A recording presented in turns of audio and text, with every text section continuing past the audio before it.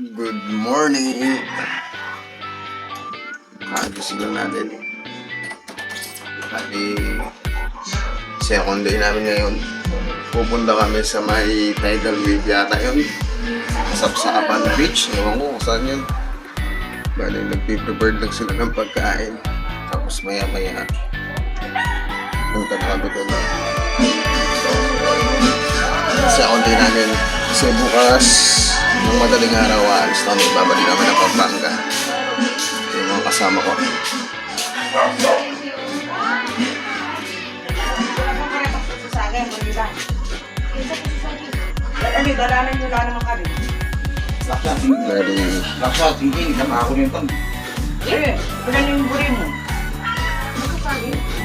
Ito yung dadalhin mamaya.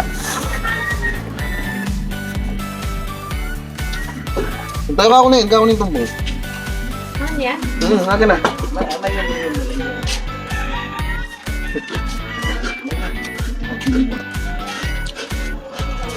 Bali, mag-update ako ulit mamaya pag-aalis namin. Bibili tayo ng gamot. Sabi nila, pupunta daw kami na Isabela Boundary. Punta rin ng Isabela. Kasi doon daw sa may likod ko na yan. Yung daan na yan. Papunta na daw ng Isabela yan. Doon daw malayo pa rin syempre. Titignan daw namin yung sinasabi nilang boundary ng Isabela. Pero mamaya pupunta kami ng beach. Mag-apon daw kami doon. Nagdakad-dakad lang tayo muna. Kasi bukas uuwi na tayo. Bili lang ako ng gamot. Buhay probinsya. Buhay probinsya. Yan yung mga ano. Suwa. Suwa sa Kapampangan niya. Hindi ko lang alam sa Tagalog. Mga pumelo. Abot kamay lang. Diba? Diba? Buhay probinsya tayo. May nakapangalan ako. Tapos manok. Meron pa dito eh. May siriguelas. Mataas. Naghihintay na lang kami ng oras. Sabi nila, pupunta pa kami ng ano, boundary ng Isabela. Hindi ko lang sure kung matutuloy. Pero maliligo kami sa may Kasiguran, tidal wave yata yun. Magluluto pa sila. Ito lang kami. Pahinga muna kami dito sa likod ng bahay. Tapos walang tubig dito, puro ano, buko. Gising mo buko, agad yung bubungan sa'yo. Kasi maraming buko dito sa may Aurora Province. Kaya dito muna kami. Afternoon, epic fail yung nangyari. Tek. Dapat pupunta kami nung sa ano, Isabela. Yung national road pala ginagawa puro rough road, di kaya nasasakyan. Nakalahati na namin yung daan, tapos napag-desisyon na nababalik na lang. Tapos dapat pupunta na lang kami ng Tibol Tidal Wave. Naligaw naman kami sa Waze. Tapos ngayon dito na lang kami napadpad. Kasi nung nagtanong-tanong kami, lumagpas na daw kami. Kaya bandang uli yan, dito na lang kami naliligo. Dito na lang kami maliligo kasi oras na. Yan yung mga kasama natin. Ito na lang. Kaya dito na lang tayo. Mag-enjoy. Yun o.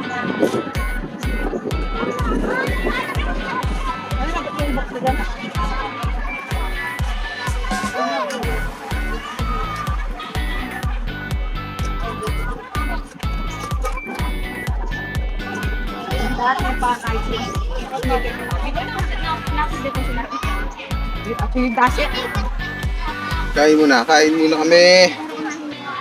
Gutom na. Bye-bye. Pagkatapos kumain, nagaya ulit yung pinsan ko na si Jojo na pumunta talaga sa Tibo Tidal Pool. Kaya no choice kami kundi bumalik doon at nilakbay ulit yung 68 kilometers para lang makapunta doon. Siyempre nandun na rin kami kaya sinulit na namin. Siyempre yun talaga yung pakay namin kaya sinulit na namin. Ay, finally, after 2.5 hours na biyahe mula sa pinag-i-stayan namin na bahay sa yun. Basta, namutan ko na. Parating din kami sa gusto namin mapuntahan na tidal wave dito sa may Tibo tidal wave. Ito. Actually doon pa yun, no? Pinapalakad na lang kami. Doon pa yung tidal wave na Tibo tidal wave. Sabi nung tourist guide, lalakad na lang daw kami mula dito sa Dalampasigan para makarating doon sa kinaroroonan namin, sa pupuntahan namin. Kasi nga sobrang layo at maputik pa daw. Siya namin kasama, di ko alam kung anong balak niya. Update ko na lang kayo pag nandun na kami. Ito na yung sinasabi nilang tidal pool. Ayan, medyo low tide. Kaya hindi masyadong ma-appreciate. Umuulan na rin. Tapos, lakas ng alon. Ayan, malalakas na alon yung sasalubong sa'yo dito. Sulit naman yung pagod. Medyo umuulan nga lang. Sabi nila, dun pa yun, no? Dun pa yun sa yun talaga yung tidal pool na sinasabi nila. Kaso hindi nata kaya ng kasama ko. Ito, tata ka rin? Lapit na lang mo, pinatan eh. Lakad pa ng konti. Wala lang 10 minutes yan, tignan nyo, lakas ng alon guys. Diba? So, konting pace pa. Sayang naman yung pinagpaguran mo, hindi mo pupuntahan talaga ako. Relax na alon na yung mapas dito. Ay, makaligo na rin. Ang tanong, may tubig ka bang kaya na pwedeng paliguan dito mamaya? Kapit ako ulit mamaya.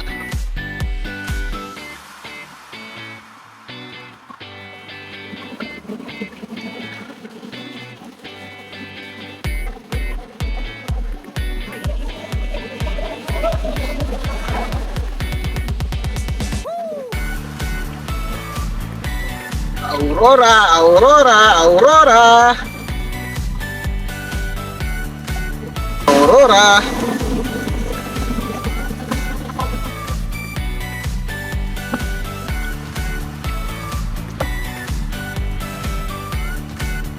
Parating na kami.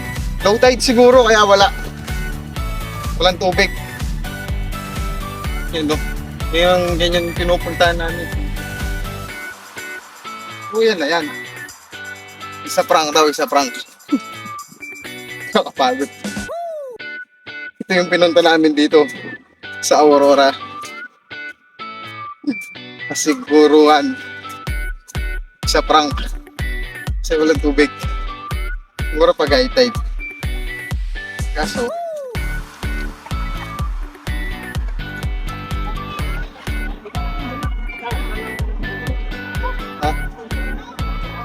pufferfish. Nahuli yung mama ng pufferfish.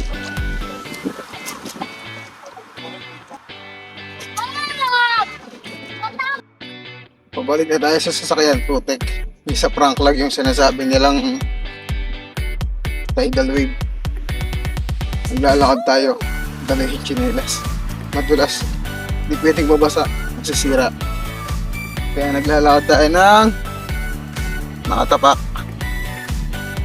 Okay lang yung dinadaanan natin. Ay, nalalakarin natin. Puro dito. Puro buko. Buko is the key. Isang araw na ako uminom ng tubig. Puro buko. Pagbalik sa sasakyan niyan, babalik na ulit sa lugar na kung saan kami naka-stay. Doon na lang tayo maliligo. Tapos tulog agad kasi bukas ng madaling araw uwi na tayo ng Pampanga. Kailangan na natin magpahinga kasi by Monday may pasok na ulit. Pag di tayo pumasok, di ba bayaran yung 2 araw na holiday. Kaya kailangan natin pumasok. Next Saturday na ako or Sunday na ako maglalaba.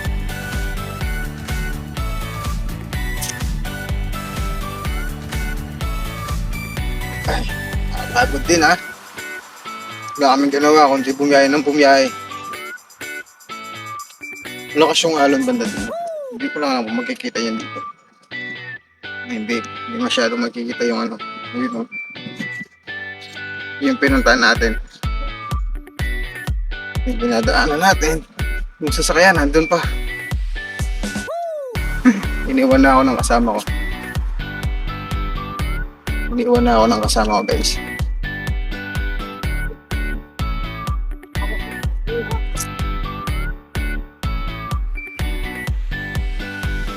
Lumayo pa kami. Dapat doon na lang kami sa una. Dito lang tayo nakaligo. Ito hindi naman tayo fan talaga ng dagat. Hindi ako naliligo sa dagat kasi problema pa kung saan ka magbabanlaw. Malagkit sa balat yung tubig dagat. Kaya tubig tabang pa rin tayo. Ang pinagsisisihan ko lang, hindi ako naligo nung pumunta tayo sa Pulawan Falls. Masyado pa kasi maaga nun.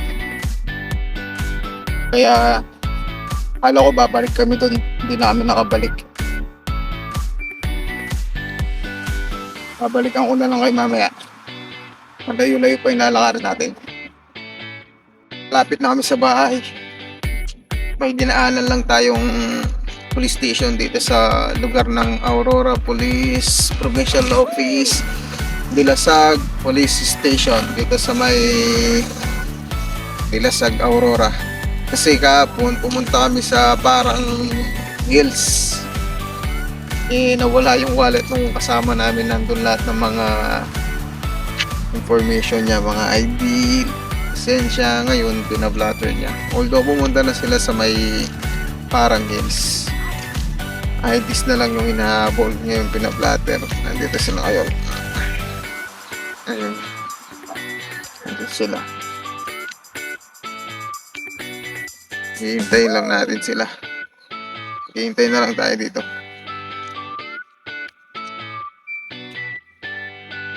Malapit lang yung sa amin dito. Dito lang yun. Saan ba yun? Dun. Dun sa unang kanto dun. Dun pa sa kanto na yun. Yun. Tapos kakanan. Malapit lang. Ayun, pauwi na. Walang nangyari dun sa pinuntahan naming Tibo. Tibo Island something na yun. Low tide kasi kaya hindi puno yung mga rock pool nila doon. Kaya yun, decide na lang umuwi. Sobrang layo, 1.5 hour mula dito. Kaya napag-desisyon na maliligo na lang sa bahay. Tapos kakain, tulog. Maaga pa kami bukas. Bukas 5 or 4 AM babalik namin ng Pampanga.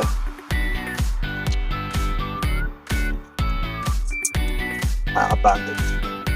80 to 90% ng bakasyon namin biyahe. Super. Pagdating sa mga pupunta, isa lang yung nag-enjoy ako Nag-enjoy ako dun sa parang Hills. Dun lang ako nag-enjoy. The rest, okay lang. Nakapagod. Sa bahay na lang ako maliligo. Bali, update ko kayo pagdating sa bahay. Nangitim na ako. Ilang araw lang. Wala pang ligo-ligo sa dagat. Yung mga kasama ko nandun. Saka, bye-bye. Yun, since lahat ng pinuntahan namin medyo botcha. Kaya dito na lang kami kakain. Yan yung pagkain namin. Okay. Dito na lang kami babawi. Wala, botcha yung pinuntahan eh. Yun. Mabuda pala pinapakain mo. Kaya dito na lang kami kakain. Ayan na. Magmimerenda lang tapos ligo. Ito yung iinumin natin yan. Unlimited buko dito guys oh. Puro na lang buko yung iniinom nila dito. Walang tubig. Meron na muna, bye bye. Bukas uwi na ng Pampanga.